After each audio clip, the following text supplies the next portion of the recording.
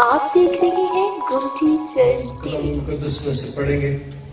مقدس لوکا کی معرفت لکھا گیا انجیلی بیان، اس کا 2 باب اور اس کی پہلی آیت سے۔ ان دونوں میں ایسا ہوا کہ کیسر اگسطس کی طرف سے یہ حکم جاری ہوا کہ ساری دنیا کے لوگوں کے نام لکھے جائیں۔ یہ پہلی اس نویسی سوریہ کے حاکم قرنیس کے عہد میں ہوئی، اور سب لوگ نام لکھوانے کے لیے اپنے اپنے شہر کو گئے۔ بس یوسف بھی گلیل کے شہر ناصرت سے داؤد کے شہر بیت لحم کو گیا جو یہودیہ میں ہے، اس لیے کہ وہ داؤد کے گھرانے اور اولاد سے تھا، تاکہ اپنے مگیتر مریم کے ساتھ جو حاملہ تھی نام لکھوائے۔ جب وہ وہاں تھے تو ایسا ہوا کہ اس کے وضع حمل کا وقت آ پہنچا، اور اس کا پہلوٹا بیٹا پیدا ہوا، اور اس نے اس کو کپڑے میں لپیٹ کر چرنی میں رکھا، کیونکہ ان کے واسطے سرائے میں جگہ نہ تھی۔ خدا کا شکر اس کے کلام کے لیے، آمین۔ آپ سب کو ایک دفعہ پھر بڑا دن مبارک ہو۔ سن 60 میں، یسوع کے 60 سال پہلے،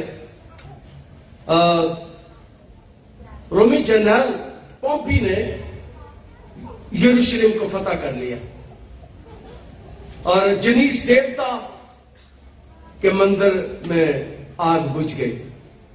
جب تک جنیس دیوتا کے مندر میں آگ جلتی تھی تو اس بات کی علامت ہوتی تھی کہ جنگ ہو رہی ہے۔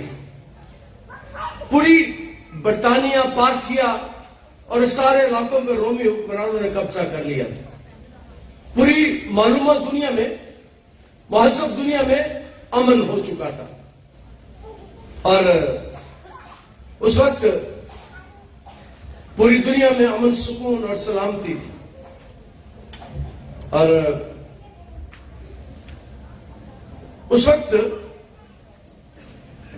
یہ سایہ نبی جو یسوع سے 750 سال پہلے تھا، اور اسی کا ہم اثر میکا نبی نے ایک پیشن گوئی کی تھی۔ میکا 5 باب اس کی 2 آیت میں، لیکن اے بیت لحم افراتا، اگرچہ تو یہودا کے ہزاروں میں شامل ہونے کے لیے چھوٹا ہے، تو بھی تجھ سے ایک شخص نکلے گا، اور وہ میرے حضور اسرائیل کا حاکم ہوگا، اور اس کا مصدر زمانہ سابق، ہاں قدیم الایام سے ہوگا۔ 700 سال پہلے ایک پیش گوئی میکا نبی نے کی تھی، اور میں نے بیان کیا کہ میکا نبی اور یسایا نبی ایک ہی دور کے دونوں نبی ہیں۔ انہوں نے بیت لحم کا نام بتا دیا، اور بیت لحم کا مطلب ہے روٹی کا گھر۔ بیت کا مطلب ہے گھر، اور لحم کا مطلب ہے روٹی، یعنی روٹی کا گھر۔ اور یہ داؤد کی، مقدس داؤد کی یا داؤد بادشاہ کی پیدائش اسی جگہ پر ہوئی تھی، اور مقدس یوسف بھی داؤد کے قبیلے سے تعلق رکھتا تھا، اور مقدس مریم بھی، مقدسہ مریم بھی داؤد کے قبیلے سے تعلق رکھتی تھی۔ اور مقدس یوسف کا چونکہ یہ آبائی گھر تھا، اس لیے وہ جو حکم جاری ہوا اس کے مطابق اس کی پراپرٹی چونکہ وہاں تھی، وہ اپنا نام نکلوانے کے لیے یروشلم میں گیا۔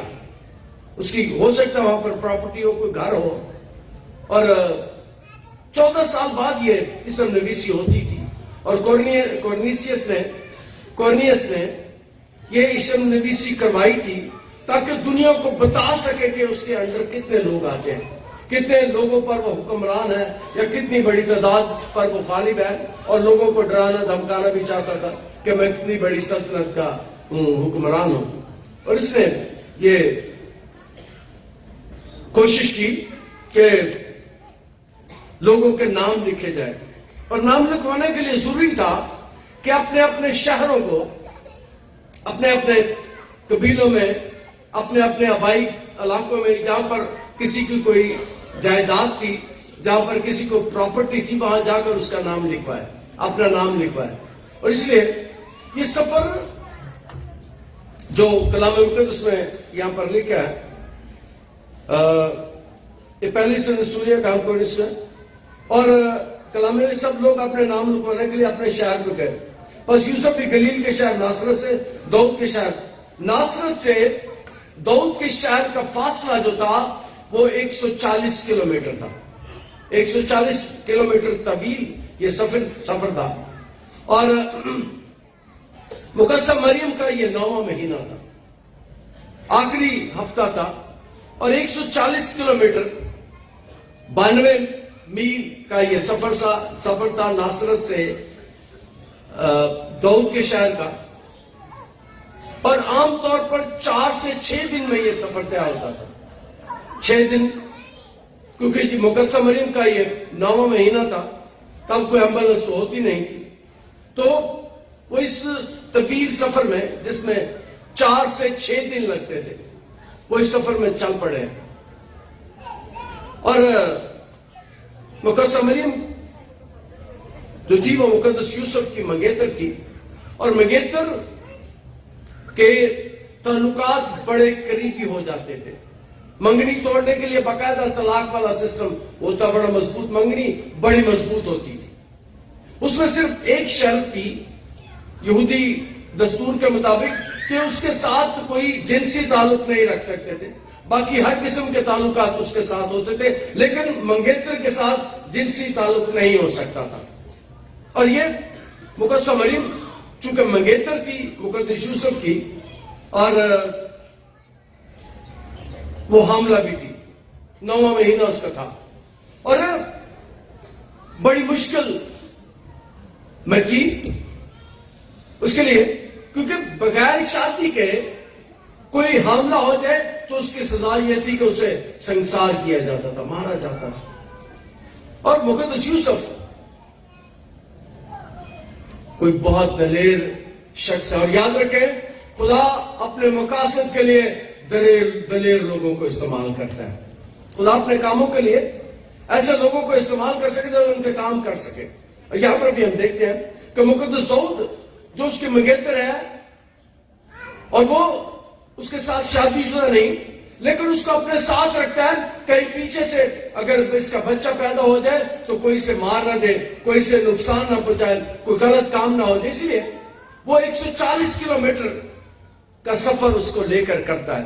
اور شاید مقدسہ مریم بھی ساتھ اس لیے جاتی ہے کہ وہ بھی اسی قبیلے سے، اس علاقے سے، بیت لحم کے علاقے سے تعلق رکھتی تھی. اور پھر میں نے بتایا کہ ہم نے میکا 5 باب کی دوسری آیت میں پڑھا کہ میکا نے 700 سال پہلے یہ اطلاع دے دی تھی، یہ پیشگوئی کر دی تھی، یہ نبوت کر دی تھی کہ وہ بیت لحم میں پیدا ہوگا، اس کی جائے پیدائش بیت لحم ہوگی. اس لیے انہیں یہ سفر کرنا تھا، وہاں پر جانا تھا. اس لیے کلام مقدس اس بات کو بیان کرتا ہے کہ انہوں نے 140 میل لمبے سفر کو طے کرنے کا فیصلہ کیا.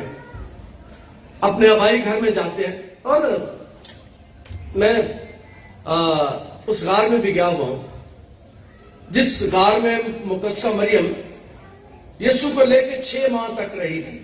ابھی اس غار میں چرچ بڑا بن گیا ہے، اور میں اس غار میں بھی گیا.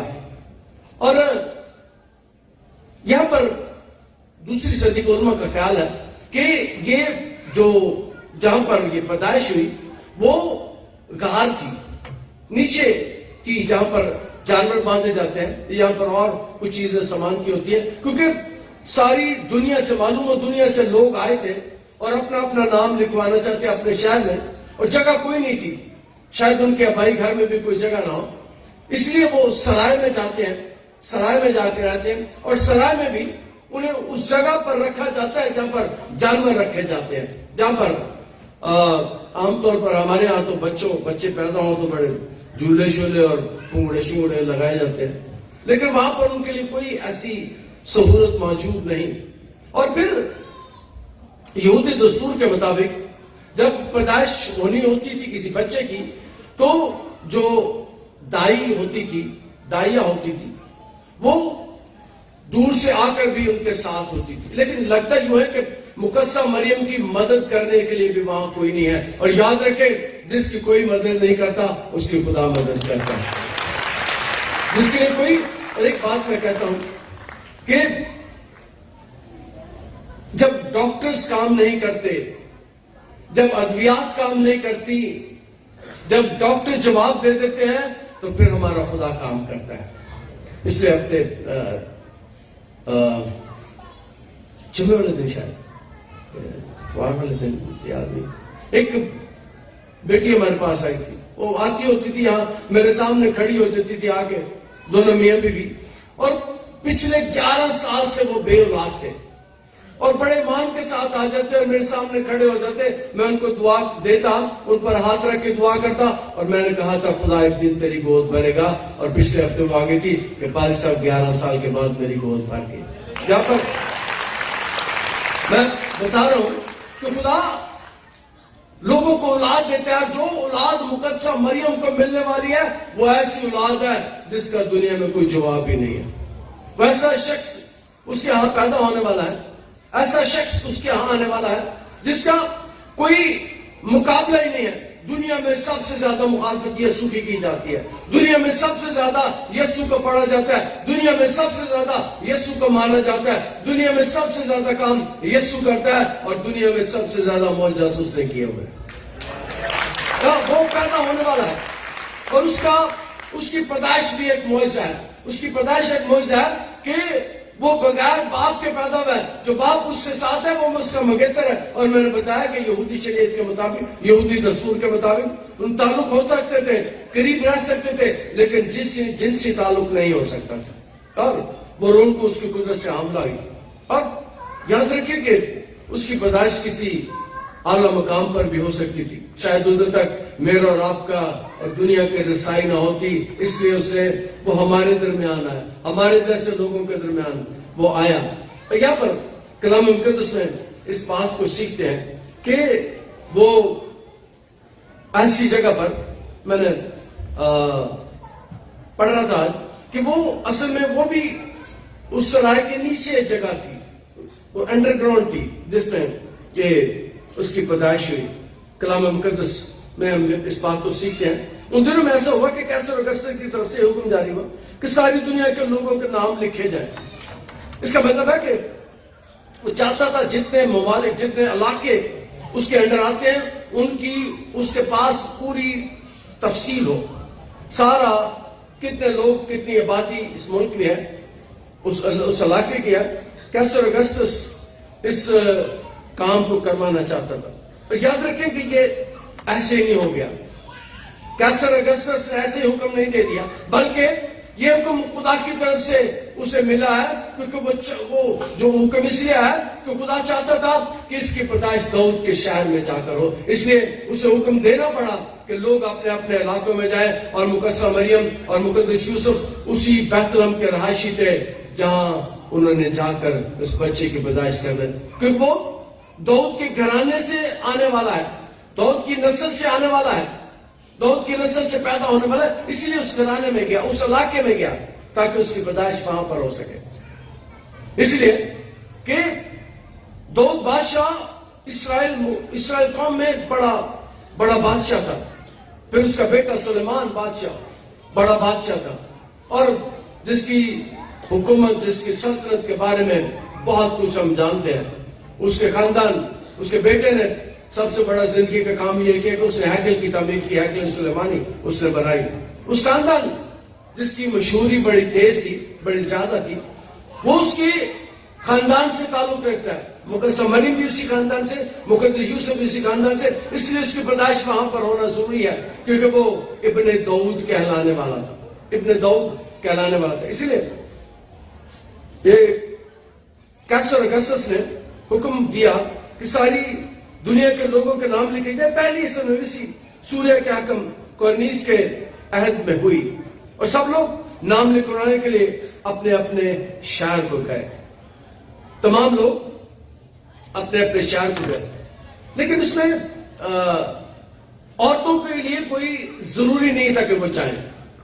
عورتوں کے لیے یہ رعایت تھی رومی حکمرانوں کی طرف سے کہ اب جو مرد ہیں وہ جا کے نام لکھوا دیں، لیکن عورت نہ بھی ساتھ جائے. لیکن مقدس یوسف اسے 140 کلومیٹر سفر کروا کے اپنے ساتھ لے کے گئے، اور وہ پہاڑی سفر ہے.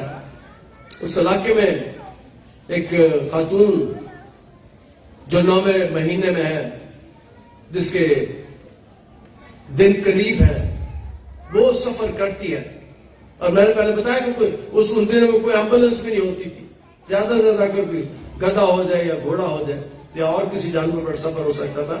لیکن مقدس یوسف اسے اپنے ساتھ لے کر اس علاقے میں گیا ہے، اس شہر میں گیا ہے. اور پھر انہیں اس شہر میں جا کر کوئی جگہ بھی میسر نہیں آئی. اور یہاں پر لکھا گلیل کے شہر ناصرت سے داؤد کے شہر بیت لحم کو گیا جو یہودیہ میں ہے، اس لیے کہ داؤد کے گھرانے اور راج سے تھا. پھر مقدس لوکا بیان کرتے ہیں کہ وہ داؤد کے گھرانے اور علاقے سے تھا. یہاں پر لگتا ہے کہ حالات اس کے وہ والے نہیں ہے، تو وہ مقدس داؤد کے خاندان سے ہے، تو مقدس سلیمان کے خاندان سے. لیکن بادشاہوں کے خاندان کے ہونے کے باوجود بھی مقدس مریم بھی انہیں خاندانوں سے تعلق ہے، لیکن ان کی حالت پست ہو چکی ہے. ان کی حالت وہ نہیں رہی جو بادشاہوں کی حالت ہوتی ہے. یہ اس کے خاندان سے ہے، لیکن مالی طور پر ان کی وہ حالت نہیں ہے، اس لیے وہ شہر میں جاتے ہیں. لیکن اگلی بات بڑی خوبصورت ہے، اگلی بات بڑی جاننے والی ہے. ان کی حالت پست ہو چکی ہے، ان کی حالت غریبی میں ہے. لیکن یاد رکھیں کہ جو ان کے گھر میں آنے والا ہے، جو ان کے خاندان میں آنے والا ہے، جو مقدسہ مریم سے پیدا ہونے والا ہے. اور یاد رکھیں دنیا میں کوئی اور باپ کے بغیر پیدا نہیں ہوا، صرف میرے یسوع کو یہ حق حاصل ہے. اسے ابن داؤد نہیں کہتے، بلکہ اسے ماں کے ساتھ پہچانا جاتا ہے. اس کا نام اپنی ماں کے ساتھ آتا ہے. کلام مقدس اس بات کو بیان کرتا ہے اس کی حالت کے بارے میں کہ وہ ہستی ان کے گھر میں آنے کو ہے جو اس کی ماں کے وسیلے سے دنیا میں آنے والی پاک ہستی کا جنم ہونے والا ہے. اور وہ اس شہر میں جاتے ہیں. وہ پست حالت میں ہے، لیکن جو ہستی ان کے گھر میں پیدا ہونے والی ہے وہ ایسی ہستی ہے جو کہتی ہے آسمان اور زمین کا کل اختیار مجھے دیا گیا. اس کے پاس اختیار ہے. وہ بادشاہوں کا بادشاہ ان کے ہاں آنے والا ہے. وہ شہنشاہوں کا شہنشاہ ان کے گھر میں آنے والا ہے. وہ دنیا کی عظیم ہستی ان کے گھر میں پیدا ہونے والی ہے. اس لیے کلام مقدس اس بات کو بیان کرتا ہے کہ داؤد کے شہر بیت لحم کو گیا جو یہودیہ میں ہے، اس لیے کہ وہ داؤد کے گھرانے اور راج سے تھا. اس کا مطلب ہے کہ وہ اسی خاندان سے، تاکہ اپنے منگیتر کے ساتھ جو حاملہ تھی نام لکھوائے. جب وہ وہاں تھے تو ایسا ہوا کہ اس کے وضع حمل کا وقت آ پہنچا. اس کا مطلب ہے وہ نام لکھوانے کے لیے پہنچے ہیں اور اس کی مقدسہ مریم کی پیدائش، مقدسہ مریم کا آخری وقت چل رہا ہے. اور یہ وقت بڑا مشکل ہوتا ہے، یہ وقت بہت مشکل ہوتا ہے اور اس کے پاس کوئی مددگار نہیں ہے، کوئی اس کا مددگار نہیں ہے، کوئی اسے سنبھالنے والا نہیں ہے. کلام میں لکھا اس کے وضع حمل کا وقت آ پہنچا اور اس کا پہلوٹا بیٹا پیدا ہوا اور اس نے اس کے کپڑے میں لپیٹ کر چرنی میں رکھا. اب دو باتیں ہیں. ایک تو بات یہ پتہ چلتی ہے کہ وہ چرنی میں ہے جس میں جانوروں کے لیے چارہ رکھا جاتا ہے، اس میں ہے. اور دوسرا یہ ہے کہ وہ کپڑے میں لپٹا ہے. یہودی مائیں جو ہیں وہ بیٹے کو 3 سال دودھ پلاتی ہیں اور بیٹی کو 2 سال شرعی طور پر. اور جب پیدا ہوتا ہے بچہ تو بچے کو کپڑے کے ساتھ لپیٹ دیا جاتا ہے تاکہ اس کے اعضاء بڑے خوبصورت ہوں، اس کے اعضاء خوبصورت ہوں، اس کا جسمانی سٹرکچر ٹھیک ہو. اس لیے یہودی مائیں جب بچہ پیدا ہوتا تھا تو فوری بات ان کو کپڑے میں لپیٹ دیتی تھی. اس لیے کلام مقدس میں اس بات کو بیان کیا گیا. اس کا پہلوٹا بیٹا پیدا ہوا اور اس نے اس کو کپڑے میں لپیٹ کر. مائیں سن لیں، جب آپ کے ہاں بچے پیدا ہوں تو یہودی مائیں اپنے بچوں کی بہت اچھی تربیت کرتی ہیں. یہودی مائیں جب بچہ پیدا ہونے والا ہوتا ہے تو عام طور پر ماں اور باپ بچہ جب ان کے بطن میں ہوتا ہے اس کے لیے دعا کرنا شروع کر دیتے ہیں اس کی تربیت کرتے ہیں. یہودی مائیں اپنے بچے کو جب دودھ پلاتی ہیں تو اس کے کان میں کلمہ پڑھتی ہیں, اس کے کان میں کلام کو پڑھتی ہیں. اور یہاں پر بھی جیسے ہی پیدا ہوا ہے ماں نے کیا کیا ہے, ماں نے اس کو کپڑے میں لپیٹ دیا ہے تاکہ اس کے اعضاء ٹھیک ہو. اور یاد رکھیں کہ مقدسہ مریم نے, ایک تو میں یہ کہتا ہوں کہ میرا یسوع ہے سونا سے, اور دوسرا یہ ہے کہ مقدسہ مریم نے اس کی بہت اچھی تربیت کی تھی. مقدسہ مریم نے اس کی بہت اچھی نگہداشت کی تھی. اور جب وہ پیدا ہوا ہے تو کلام مل گیا, اس نے اسے کپڑے میں لپیٹ دیا اور اس کی سارے اعضاء جو تھے وہ خاص طور پر میں کہتا ہوں کہ شاید مقدسہ مریم کی وجہ سے, اس کی تربیت کی وجہ سے, اس کی پرورش کی وجہ سے یسوع 6 فٹ سے نکلتے قد کا تھا, میرے سے ذرا لمبے قد کا تھا اور بہت ہی خوبصورت تھا. لوگ اسے دیکھتے ہی رہ جاتے تھے, لوگ اس کے چہرے کو, اس کی شخصیت کو دیکھ. اور اس میں مقدسہ مریم کا بہت کردار ہے. وہ اس کی تربیت کرتی ہے, اس کی دیکھ بھال کرتی ہے. اور کلام مقدس میں لکھا ہے اس نے اسے کپڑے میں لپیٹ کر چرنی میں رکھا کیونکہ ان کے واسطے سرائے میں جگہ نہ تھی. اس کے واسطے سرائے میں جگہ نہ تھی. اور میں نے پہلے بیان کیا کہ اس کے واسطے جگہ وہاں نہیں تھی, اس کے لیے سرائے میں جگہ تھی. اور سرائے میں جگہ نہ ہونے کی وجہ سے اسے اس جگہ پر رکھا گیا, جس کے بارے میں علماء کہتے ہیں کہ وہ انڈر گراؤنڈ تھی یا غار میں تھی یا نیچے تھی. اور اس کی وجہ یہ تھی کہ سب کی رسائی اس تک ہو سکے, سب اس تک آ سکے, سب اس کو دیکھ سکے. اور یاد رکھیں کہ پہلے جو دیکھنے والے ہیں اس کی پیدائش کے ساتھ ہی اسی علاقے میں چرواہے تھے جو رات میں میدان میں رہ کر کلہ بازی کر رہے تھے. اور یہاں کلام مقدس اور خداوند کا فرشتہ ان کے پاس آ کھڑا, ان کا جلال کو چلے چلو. اور خداوند کا فرشتہ ان کے پاس آ گیا. جو چرواہے تھے یہ سب سے پہلے یسوع کے پاس آئے, یسوع تک رسائی ان کی ہو گئی. چرواہے جو بھیڑیں چراتے تھے, جو اس علاقے میں تھے, عام طور پر ان سے بدبو آتی تھی, عام طور پر انہیں اچھا نہیں سمجھا جاتا تھا. عام طور پر جو کام وہ کرتے تھے, ایک تو شہر سے باہر رہتے تھے اور دوسرا یہ تھا کہ جس کھیت میں وہ بھیڑیں باندھتے تھے اسی میں وہ ان کی مینیور کھاد اسی علاقے میں ہوتی تھی, وہ بھی سنبھالتے تھے. اور جو بچے تھے بھیڑوں کے جو بڑے ہوتے تھے عام طور پر ہیکل میں قربانی کے لیے جاتے تھے. عام طور پر خیال کیا جاتا تھا کہ یہ ہیکل کی قربانی کے لیے بھی بڑے ہوتے تھے جو یہاں سے آتے تھے. اور لوگ ان کو اچھا نہیں سمجھتے تھے, لوگ ان سے نفرت کرتے تھے, لوگوں کو ان کے پاس سے بو آتی تھی. لیکن سب سے پہلے جن لوگوں کو یسوع کے پاس جانے کے لیے کہا گیا وہ چرواہے تھے, جو جنگل میں بیٹھ کر, جنگل میں رہ کر اپنے بھیڑوں کو چلا رہے تھے.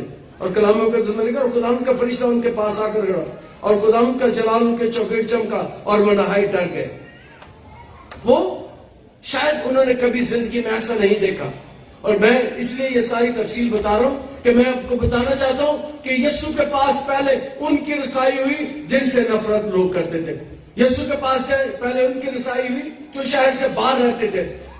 سب سے پہلے ان کی رسائی ہوئی جو جنگلوں میں رہتے تھے. سب سے پہلے ان کی رسائی ہوئی جن کو لوگ اچھا نہیں سمجھتے تھے, وہ یسوع کے پاس آئے. اور وجہ یہ ہے, اس لیے ایسا ہوا کہ سب کی رسائی اس تک ہو سکے, سب اس کے پاس جا سکے. اگر شاید وہ کسی محل میں پیدا ہوتا, کسی بڑی جگہ پر پیدا ہوتا تو ہر قسم کی رسائی اس تک نہ ہوتی. لیکن یہاں اس کی پیدائش کے بارے میں جب بیان کیا جا رہا ہے تو وجہ یہ ہے کہ بتانا چاہتا ہے لوکا کہ اس کی رسائی, اس تک رسائی ہر ایک کی ہو سکتی ہے. اور یاد رکھے جو بات میں اکثر کرتا ہوں, یسوع آئے گنہگاروں کے لیے, یسوع آئے کام تر لوگوں کے لیے, یسوع آئے ایسے لوگوں کے لیے جس کی رسائی کبھی وہ سوچ نہیں سکتے خدا تک ہماری رسائی ہوئی. اس کی پیدائش اسی لیے اس مقام پر ہوئی ہے کہ ہماری رسائی اس تک ہو سکے, ہماری پہنچ میں وہ آ سکے, ہماری وہ قربت میں آ سکے. اور جو شخص پیدا ہوا ہے اس کی پیدائش کے بارے میں آخری بات میں بتانا چاہتا ہوں کہ وہ ایسی ہستی ہے جو ابن مریم کہلاتا ہے، جو مریم کا بیٹا کہلاتا ہے، جو ابن داؤد کہلاتا ہے، جو ابن آدم کہلاتا ہے. اور یاد رکھیں کہ اس کی پیدائش کے موقع پر ہم اس بات کو جانتے ہیں کہ اس کی پیدائش خدا نے عجیب طریقے سے کی.